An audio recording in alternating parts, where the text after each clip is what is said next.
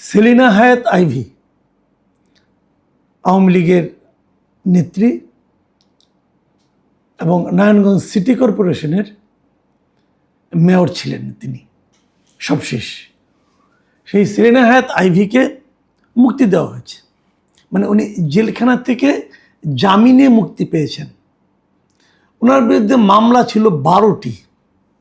12টির মধ্যে 9টা মামলা হলো হত্যা মামলা, মানে হত্যার অভিযোগে মামলা, আর 2টো হলো হত্যা প্রচেষ্টায় মামলা।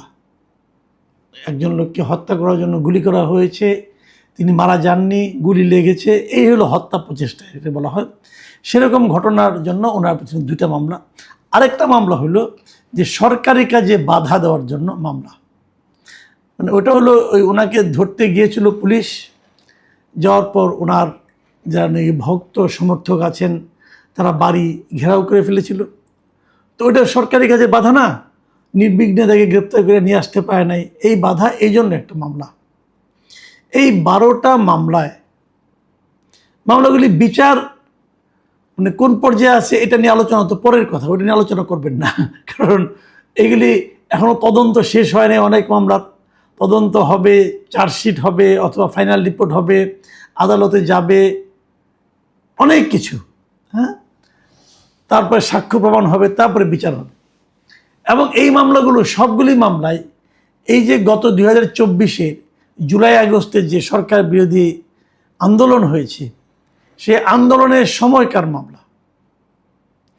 সেলিনা হায়াৎ আইভী আওয়ামী লীগের নেতা ছিলেন বটে, কিন্তু নারায়ণগঞ্জে আওয়ামী লীগের মূল দাপটটা সবসময় দেখিয়েছেন শামীম ওসমান, নাসিম ওসমান, এরা এই ওসমান পরিবারের লোকরা, এরাই বেসিক্যালি আওয়ামী লীগের যে দাপট, ক্ষমতার যে দাপট, মানুষকে মারা, মানুষকে ধরা, মানুষের বিরুদ্ধে হয়রানি করা, দুর্নীতি করা, যত কিছু করা সব কিছু কিন্তু ওরা করেছে। এবং এই 24শে জুলাই আগস্টে যে ধরনের অত্যাচার হয়েছে, সাধারণ মানুষের উপর গুলি হয়েছে, যে ঘটনাগুলি ঘটেছে, সেই ঘটনাগুলিতে এই ওসমান পরিবারের লোকেরাই জড়িত ছিল। এবং সেলিনা হায়াৎ আইভীর কোনো কিছু বাহাদুরি দেখানোর কোনো সুযোগই, চাইলেও উনি বাহাদুরি দেখানোর কোনো সুযোগই পাইতেন না।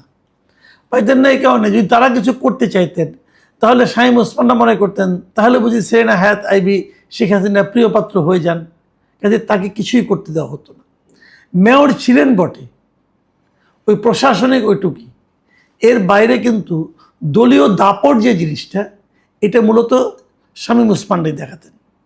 কিন্তু তারপরও সেলিনা হায়াৎ আইভীর বিরুদ্ধে হত্যা মামলা, মানে উনি হত্যা করেছেন কি করেননি অথবা হুকুমের আসামি কিনা, এগুলো তো আরও অনেক পরে ব্যাখ্যা করা হবে। এই মামলাগুলো নিয়ে 13 মাস উনি জেলে কাটিয়েছেন জামিন না পাওয়ার কারণে। এর মধ্যে একাধিক মামলায় ওনার জামিন একাধিকবার হয়েছে, এবং জামিন নিয়ে যখন উনি বেরোতে যাবেন তখন তাকে জেল গেটে আবার অন্য একটা মামলায় শোন অ্যারেস্ট দেখানো হয়েছে। এভাবে নানা রকম মামলার সংখ্যাও এভাবেই বেড়েছে আস্তে আস্তে। মানে জামিন পেয়েছে হাইকোর্ট থেকে, জামিনের কাগজপত্র নিয়ে জেলখানায় গিয়েছে, আবার তাকে শোন অ্যারেস্ট দেখে আরেকটা মামলা, নতুন আরেকটা মামলা থেকে অ্যারেস্ট দেখে আবার আটকে রাখা হয়েছে। এইভাবে চলছে। এই সরকার দায়িত্ব নেওয়ার পর, মানে বিএনপি সরকার দায়িত্ব নেওয়ার পর এই আমলেও একাধিকবার এই ধরনের ঘটনা ঘটেছে। তারপর সর্বশেষ গত 30শে এপ্রিল সিদ্ধিরগঞ্জ থানার 2টা হত্যা মামলায় হাইকোর্ট থেকে অন্তর্বর্তীকালীন জামিন পান তিনি 30 তারিখে। তারপর এই 3 দিন 4 দিন লেগেছে উনি ফিজিক্যালি মুক্তি পেতে। বাংলাদেশের আইন ব্যবস্থা, বিচার ব্যবস্থা, এটাকে ভালো করতে হবে, এটা সবাই বলে, গভর্নমেন্ট বলেন, স্বরাষ্ট্রমন্ত্রী বলেন, প্রধানমন্ত্রী বলেন, সবাই বলেন যে আইন চলবে নিজের পথে, বিচার বিভাগ সম্পূর্ণ স্বাধীন, এগুলো বলা বলি হয়, আমরাও শুনি। এতবার আমরা এগুলো শুনি যে এগুলি বিশ্বাস করতে হবে কি হবে না এটাও আমরা আসলে ভুলে গিয়েছি। কারণ আমাদের বিশ্বাস করা না করায় কিছু যায় আসে না। ওনারা বলেন আমরা শুনি, ওনারা বলে তৃপ্তি পান। ওনারা বলেন, আমাদের শোনার পর আমাদের মধ্যে তৃপ্তি বা বিরক্তি বা অনীহা বা ইচ্ছা, আগ্রহ অনাগ্রহ কিছুই হয় না, আমরা নিস্পৃহ হয়ে গেছি। আসলে ওই যে একটা কথা বলে না, যে একসময় মানুষ ব্যথায় কান্না করে এবং একসময় ব্যথা পেতে পেতে পেতে পেতে ব্যথাহীন হয়ে যায়, তখন তারা কোনো গায়ে লাগে না।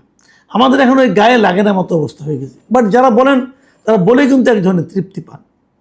তো বর্তমানে সরকারও শুরু থেকেই বলে আসছেন, তারা আইনের শাসন কায়েম করতে চান, তার বিচার বিভাগকে স্বাধীন দেখতে চান, স্বাধীন রাখতে চান। তো এই আমলেও ওনাকে একাধিকবার কেন দেখতে হলো, দেখানো হলো, কেন তাকে আটকে রাখা হলো, কেন 4 মাস সময় লেগে গেল প্রায় ওনার জামিন পেতে। জামিন অনেক মামলা আছে আমাদের, যে সেটা হলো নন বেলেবল মামলা, মানে এই মামলায় জামিন হয় না। সাধারণত হত্যা মামলা যেগুলো আছে এগুলোতে জামিন হয় না। এগুলি উনি যদি বেরিয়ে আবার আরেকটা হত্যা করেন, এই জন্য জামিন হয় না। এবং এই জন্য হয় কি, যাকে নাকি কেউ হয়রানি করতে চায়, কোন ধরনের একটা হত্যা হলো, সে হত্যা মামলায় মনে করেন অনেক আসামি দিয়ে দেওয়া হলো, 70, 80, 100, 150, 300 আসামিও আছে, মানে 300 জন মিলে একজন লোককে হত্যা করেছে। তো এরকম হত্যা মামলা আমাদের এখানে হয়, কিন্তু পুলিশ এই সমস্ত মানে ফাঁক ফোরও খুব ভালো বোঝেন। ওনারা একটা ছক বাঁধা থাকে, ছকের মধ্যে নামগুলি ঢুকিয়ে দেন। তো যদি একজন লোককে পুলিশ মনে করেন, উনি একটা লোককে অপছন্দ করেন, তাকে শাস্তি করতে হবে, হত্যা মামলা তার নামটা ঢুকিয়ে দেওয়া হলো। এই যে আরও অনেকে থাকে সেখানে ঢুকাই দিলেন। অনেক এরকম সেরেনা হায়াৎ আইভীর বিরুদ্ধে অনেক মামলা হয়েছে, যে সমস্ত মামলায় ওনার নাম নেই। ওই যে আরও অনেকে দেখিলে চিনিব, এই ধরনের কোটায় ওনার নামটা ঢুকাই দেওয়া হয়েছে। আচ্ছা, সেরেনা হায়াৎ আইভী একজন মেয়র ছিলেন, নারায়ণগঞ্জের এমন লোক নাই তাকে চেনে না। তো তাকে একটা মামলায় ঢুকানো হবে, তার নাম নাই, প্রথমে শুরুতে নাই, পরে ঢুকানো হয়েছে। তো এই যে ঘটনাগুলো, এগুলো কি আইনের শাসন যে নিশ্চিত হয়েছে, এই যে বাক্যটা যে আইনের শাসন নিশ্চিত হয়েছে, তার প্রমাণ বহন করে? দেখুন, সেরেনা হায়াৎ আইভীর কথা একটু বলি। তাকে গতকাল রাত 10টায় আদালত কারাগার থেকে ছেড়ে দেওয়া হয়েছে, কাগজপত্র নিয়ে দেখানোর পর রাত 10টায়। এবং ছাড়ার পর সেখানে তিনি সাংবাদিকদের কাছে কথা বলতে যে একটা কথা বলেন, যে উনি বলেছেন যে আমি বিচার বিভাগের প্রতি অসম্ভব কৃতজ্ঞতা প্রকাশ করছি এবং সরকারের প্রতিও ধন্যবাদ জ্ঞাপন করছি। আমি চাই সকলকে নিয়ে একটি মানবিক সরকার গঠিত হোক। জেলে আমার মতো অনেক মায়েরা আছেন, তারা নিরপরাধ। আশা করছি সরকার তাদের প্রতিও সদয় হবেন। এখানে আমার একটা খুব মানে গুরুত্বপূর্ণ প্রশ্ন আপনাদের করতে চাই, আমি সরকারকেও করতে চাই। সেটা হলো, সেলিনা হায়াৎ আইভী দুজনের কাছে কৃতজ্ঞতা প্রকাশ করেছেন, একজনের কাছে কৃতজ্ঞতা, আরেকজনের কাছে ধন্যবাদ। বিচার বিভাগের কাছে উনি কৃতজ্ঞতা প্রকাশ করেছেন, সরকারকে ধন্যবাদ দিয়েছেন। উনি জামিনে মুক্তি পেয়েছেন, জামিন পেয়েছেন, এখানে সরকারকে ধন্যবাদ দেওয়ার কি আছে? জামিন কি কোনো সরকারি বা প্রশাসনিক কাজ? বিচার বিভাগ তাকে জামিন দিয়েছে, উনি বেরিয়ে এসেছেন, সরকারকে ধন্যবাদ দিচ্ছেন কেন? সরকার কিভাবে ওনার প্রতি, উনি বলেছেন কি, যে জেলখানায় উনি দেখেছেন যে আরো অনেক মা আছেন যারা নিরপরাধ। উনি আশা করেছেন সরকার তাদের প্রতিও সদয় হবেন। তো জেলখানায় আছেন, বিচার বিভাগীয় সিদ্ধান্তের কারণে উনি জেলখানায় আছেন, এখানে সরকারের সদয় হওয়া না হওয়ার কি আসে যায়? এটা আমি যেটা বললাম, এটা হলো তত্ত্বের কথা, আইনের কথা। বাট বাস্তবতা হলো, সেরেনা হায়াৎ আইভীর এই যে সরকারের কাছে কৃতজ্ঞতা জানানো, এটা শুনে কেউ অবাক হন নাই। সবার মনে দুটো জিনিস এখানে এসেছে, যে আসলেই সরকার চাইলে তাকে আরো আটকে রাখতে পারত, আরো তাকে হয়রানি করতে পারত, আবার একটা মামলা তাকে সরে দেখাতে পারত, মামলার সঙ্গে একটা বাড়ত, আবার মামলা চলতো 2-3 মাস। কিন্তু সরকার এক্ষেত্রে এটা দেখায় নাই, এই জন্য উনি সরকারকে ধন্যবাদ দিয়েছেন। কিন্তু উনি কিন্তু এতদিন যে দেখিয়ে তাকে আটকে রেখেছে, তার জন্য কিন্তু সরকারের নিন্দা করেন নাই। কেন নিন্দা করেন নাই? কারণ উনি সরকারকে চটাতে চান না। উনি জানেন যে সরকারকে চটানো মানে জলে বাস করে, পানিতে বাস করে, কুমিরকে অটানো। মানে সরকারের অবস্থান আমাদের দেশে একটা কুমিরের মতো, পানি যেমন কুমির থাকে সেরকম। তারা চাইলেই যে কাউকে কামড় দিতে পারে, চাইলেই যে কাউকে ছেড়ে দিতে পারে। কাজেই যারা এই বাস্তবতাটা বোঝেন, যারা একবার দুইবার কুমিরের কামড় খেয়েছেন, তারা যখন নাকি কুমিরের কামড় না দেয় তখন কুমিরকে ধন্যবাদ দেয় যে আপনি আমাকে আরেকবার কামড় দেন নাই, আপনাকে ধন্যবাদ, আপনার কাছে আমি কৃতজ্ঞ। চাইলে আপনি দিতে পারতেন, আপনি কামড় দিলে আমি আপনাকে কিচ্ছু করতে পারতাম না, কিচ্ছু বলতে পারতাম না। এই যে সরকারের একটা ক্ষমতা, যে ক্ষমতাকে চ্যালেঞ্জ করা যায় না, এই ক্ষমতাটা যখন সরকার প্রয়োগ করতে থাকেন, এদিক হোক ওদিক হোক, মানে ভালোর দিকে হোক মন্দর দিকে হোক, যখন এই ক্ষমতাটা সরকার প্রয়োগ করতে থাকেন, তখনই সেই সরকারের স্বৈরাচারী হয়ে ওঠার কাজটা শুরু হয়। উনি জামিন পাবেন কি পাবেন না এটা আইন বলবে, আইন প্রয়োগকারী সংস্থা বলবে না, অথবা প্রশাসন বলবে না।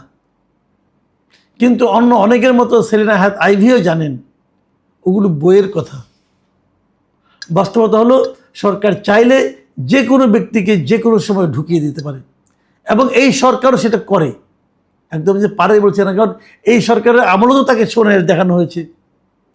এখন আরেকটা কথা বলি, যারা নারায়ণগঞ্জ সম্পর্কে জানেন, যারা সেলিনা হায়াৎ আইভি সম্পর্কে জানেন, তারা এটাও জানেন যে যে মামলাগুলি তার বিরুদ্ধে হয়েছে এর সবই আসলে রাজনৈতিক মামলা।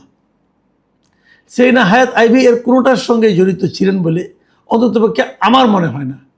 আপনারা মনে রাখবেন, সেলিনা হায়াৎ আইভিকে গ্রেফতার করা হয়েছে কবে? 24 অগাস্টে আন্দোলন হয়েছে, 24 ধরেন আপনি 4 মাস গেল, এবং 25 মে মাসের 9 তারিখে তাকে গ্রেপ্তার করা হয়েছে। তবে এখানে হলো গিয়া আরও 4 মাস 5 মাস, ধরেন 4 মাস, তার মানে আন্দোলন হওয়ার 8 মাস পরে সেলিনা হায়াৎ আইভিকে গ্রেপ্তার করার কথা সরকারের মনে হয়েছে যে না, ওনাকে তো গ্রেপ্তার করতে হবে, ঠিক আছে দেও একটা মামলার মধ্যে ঢুকাইয়া, একটা মামলা ঢুকাইয়া ওনাকে গ্রেপ্তার করা হয়েছে। তার মানে সরকার চাইলে যে কাউকে হত্যা মামলায় ফাঁসি দিতে পারে। কাজে বেশি বড় সড়ো কথা বলেন না, যে কোনো সময় কিন্তু আপনাকে ঢুকাই দিতে পারে, এবং এই ঢুকানোর ভয়ে অনেকে কিন্তু দৌড়ের উপর থাকছেন। তারপর এই যে উনি এতগুলি মাস খাটলেন, ধরা যাক মামলাগুলি সবগুলি বিচার হলো, এবং আমি যতটুকু বুঝি এই মামলাগুলি চলতে থাকবে, যদি সুবিচার হয়, যদি দ্রুত বিচার হয়, সবগুলিতে সেলিনা হায়াৎ আইভি মুক্তি পাবেন, এটা আমার বিশ্বাস। তো উনি যদি, কারণ উনি এই ধরনের কাজের সাথে জড়িত হওয়ার কোনো কারণই নেই, থাকলে তো ভাই ওই জুলাই অগাস্টের পরেই ধরা পড়তেন উনি, তাহলে তো উনি সেপ্টেম্বর অক্টোবরে ধরা পড়তেন, 8 মাস তো ওয়েট করতেন না। তো 8 মাসের মাথায় এসে কেন তাকে ধরা হলো তারও একটা কারণ আছে, কারণ ওই সময় একটা আওয়াজ উঠেছিল যে যারা নাকি তুলনামূলকভাবে অপরাধী নয়, অথবা কোনো অপরাধের সঙ্গে সরাসরি জড়িত নয়, এমন আওয়ামী লীগ যারা করেন তাদেরকে নিয়ে হয়তো একটা নিষ্পাপ টাইপের আওয়ামী লীগ গঠন করা হতে পারে। এই কারণে যাতে নাকি উনি না করতে পারেন, এই জন্য তাকে গ্রেপ্তার করা হয়েছিল। তো যা হোক, তখন গ্রেপ্তার একটা অজুহাত না পাওয়া গেল। কিন্তু আমার প্রশ্ন হলো, যদি শেষ পর্যন্ত সেলিনা হায়াৎ আইভির বিরুদ্ধে কোনো অপরাধী প্রমাণ না হয়, তাহলে এই যে ওনাকে এতগুলি দিন প্রায় 13 মাস আটকে রাখা হলো, জেলখানায় থাকতে বাধ্য করা হলো, জেলখানার জীবন তো আরামদায়ক না, ওটা তো 5 স্টার হোটেল না রে ভাই, খুবই কষ্টকর জীবন। সেই কষ্টকর জীবনে যে ওনাকে থাকতে বাধ্য করা হলো, ওনার মতো একজন মানুষকে যে কষ্টটা দেওয়া হলো, তার কোনো প্রতিকার হবে না। যদি প্রতিকার না হয়, তাহলে এই রাষ্ট্র কিভাবে বলে যে তারা আইনের শাসন কায়েম করেছে, অথবা কিভাবে বলে যে এটাই আইনের শাসন? আগামীতে সরকার কি করবেন আমি জানি না। আমি তারেক রহমানকে বেশ কয়েকবার বলতে শুনেছি, উনি বলেছেন যে উনি আইনের শাসন কায়েম করতে চান। আমি তারেক রহমানকে বলবো, ভাই আপনি একবার দেখেন এটা কি আইনের শাসন? এবং উনি বলেছেন যে আরো অনেক নারী, অনেক মা জেলখানায়, নিরপরাধ মা জেলখানায় বন্দী হয়ে আছে, তাদেরকে ছেড়ে দেন। তো না ছাড়লে কি হবে? অভিশাপ লাগবে। এই মানুষদের অভিশাপকে আপনি ইগনোর করেন না। আপনি মনে রেখেন, শেখ হাসিনার সরকারকে ক্ষমতা থেকে নামিয়েছে যে, তার পেছনে সারা দেশের মানুষের যেমন আন্দোলন আছে, সারা দেশের মানুষের তেমন অভিশাপও আছে।